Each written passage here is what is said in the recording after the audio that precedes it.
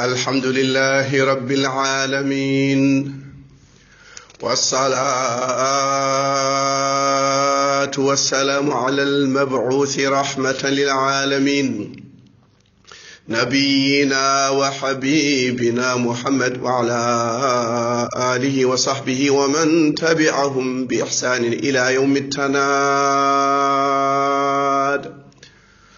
bandiraɓe julɓe tedduɓe moƴƴuɓe yiɗɓe almustafa sallallahu alayhi wa sallam mbiye sallallahu alayhi wa sallam allah juulema laabi sappo ko almudo mon Ousmane Dia Malick Ba wona ka wona diallo wona kan arte darsu men yewtere korka wama adraka ma yewtere korka Samba Diallo hande no foti hande ko dimas tati korka suwa maydaraw Samba Diallo en mbino korka duusirte waɗite daqqe kor ko subhanallah walhamdulillah wala ilaha illallah wala ilaha illallah wallahu akbar. Ibrahima giɗo Allah ndew fatte almustafa giɗo Allah e jamma Isra Mi'raj o mbiya leñol ma mbeɗa salmina ɓe wiɓe alijanna leydi mum moƴƴi a wirte ko subhanallah walhamdulillahi wala ilaha illallah wallahu akbar. yayi boy ene weeɓi aɗa wawi wiide noon sa wawa Qur'an ɗiɗo konnguɗi ɓuuri caggal Qur'an ɗiɗo konnguɗi ɓuuri e hirande almustafa wattinde aduna e korka kanko e Jibril ɓe jangi Qur'ana laabi ɗiɗi ɓe jofni laabi ɗiɗi no foti jofnuɗa gila Qur'ana fuɗɗi gila korko fuɗɗi wa qala rasul ya rabbi inna qawmi ittakhadhu hadha alqur'ana mahjura. nelaɗo wullitima to Allah o yi leñolam ɓe goppi Qur'an o yani ɓe koyɗi o yani ɓe koli o yani dañi rafle ala ɓe goppi Qur'an enam en mbino to gardindi yewtere men yewtere korka Allah jangtima e deftere alquran alkarim nde wonno korka ko lewru Qur'an laqad kana fi qasasihim ibratun li ulil albab ma kana hadithan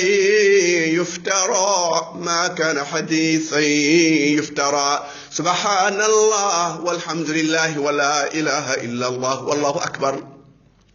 qissaji annabaɓe en jubbat hen ko darsuji ɗi naftoron en gitten hen nebam keccam ɗam ɗum ɗo wonta nebam sirme waɗa e dahin wadde hen ñebbe jaljalɓe eɗen gandi kakaɓe eɗen gandi dahin baɗɗo ñebbe eɓe gandi ɗum bandiraɓe sehlan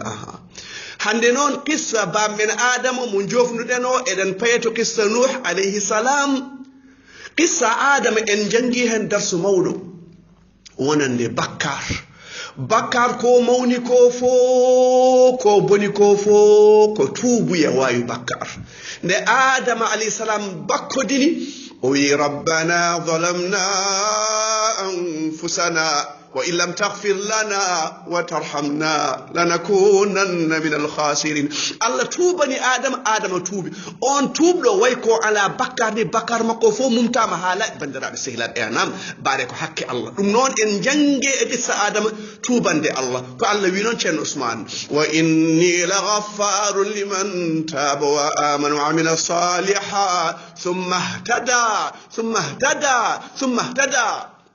Allah wi ene heewi ko yaaforo wonande tuubɗo o moƴƴini o golli moƴƴere o foociti o rewe sirat mustaqim enam o nimsiri ko ɓenni ko o fewni handa o anni yimi wasde wattude janngo wona yimi waɗ mes mi itti mesuji ɗi fo joni e koto dindina mes yëpp man kay koor duma def mèche duma def sax ay parfait di dugg ci bus yi dugg ci taxi déedéet damay dindi lépp même xeesal bi sax arrêté naa ko mais bu julli ñëwee 5 jours avant julli ma commence leeral ma commence xeesal ma commence ak mèche yi xam nga yéen tamit nee na yàlla rëbb na ki def mèche ak kuñ ko defal yëpp ak ki def tatu ak kuñ ko defal yëpp moytu yàlla rëbb na ci koor ak wirlu koor bandiraɓe sehlat ay naam mi oppi mesuji ɗi fo joni kay komi frère musil women wallahi mi murnota fularam ha yooɗa xeesal o mi dartini so korto julde faadima noon mi yaha to moora mi adde comcam nene zippo deɗɗiɗo o e jeyniɗo fof ko caggal julde wona diine ene weeli mbiɗa ko ya weltin ɓernde ma e sa weltini ɓernde ma noon ya taw harmani eynam bandiraɓe sehilaɓe eynam en tubani Allah ande ceerno Ousmane horo paaɗen to Nuh alayhi salam qissa makko are cimoje kewɗe kanko woni annabi gidiɗo neldeɗo an jiɗɗo al Mustafa wi sallallahu alaihi wasallam heɗo Allah ko haale annabi Nuh alayhi salam ولقد أرسلنا نوحا إلى قومه فلبث فيهم 1000 سنة إلا 50 عاما لا إله إلا الله محمد رسول الله النبي نوح ونلدا يبه مكو ونلاتو يبه مكو duuɓi temedde jeenayi e capanɗe joyi omo waajoɓe ceerno so holko o ñaagiɓe o wi ko yoɓe ɓoosmo yoɓe dokkumo hadiya yoɓe dokkumo kalis yoɓe dokkumo beyel yoɓe dokkumo baalel ala wona ɗum ولقد أرسلنا نوحا إلى قومه فقال يا قوم اعبدوا الله ما لكم من إله غيره أفلا تتقون أنكم الله النبي نوح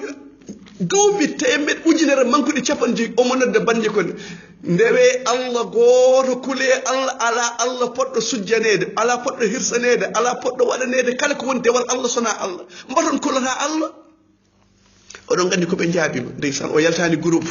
woni yimɓe ndeysan sa haaldi mo ɗa waajima ɗumen tan ngare ndewen deftere ngare mbaɗen sun tan ɓe jalta groupe ɓe tikka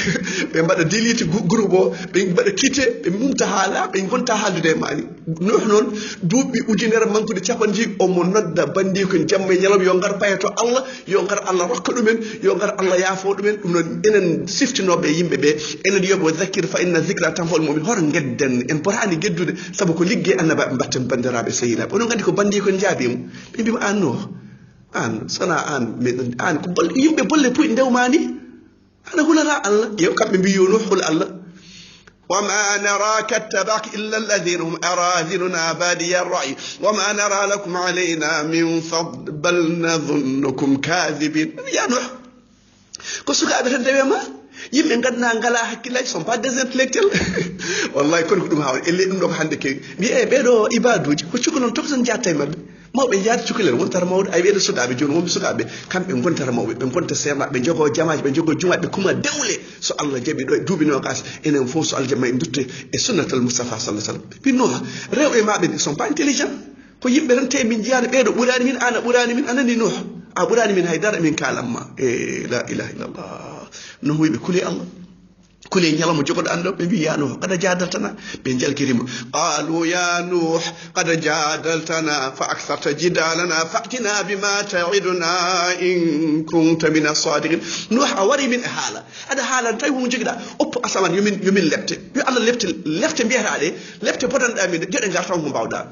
وإذ قالوا اللهم إن كان هذا هو الحق من عندك فأمطر علينا حجارة من السماء تي موسى محمد كو حالركو كو بدن اك يو اسمان توب كانغي يو اسمان توب كاجي الا be konno wiidi yo asman top kangi yo addu tobo pudi kono be bi yo asman top kaaji la ilaha illa chando linno ko diyo be biya no kada jadalna a wari min hala tampini min nyande foran jewre nyande fo darsu ya akhi ngurdam nam ne wadi weli ya la femme ya les femmes ya l'intellectuel galleji nan don international e gadda ma tewriji tan FMI banque mondial tan dum fof ko be jida nan de hala Allah dum wadi Allah wi wa idha dhukira Allah wahda ushma'azzat qulubul ladina la yu'minuna bil akhirah wa idha dhukira alladhina min duni idha yastabshirun sa hali dine be nefa dum on mais c'est pas possible mais c'est pas comme ça mais il y a beaucoup de choses dans la vie sauf mais la religion mais c'est pas comme ça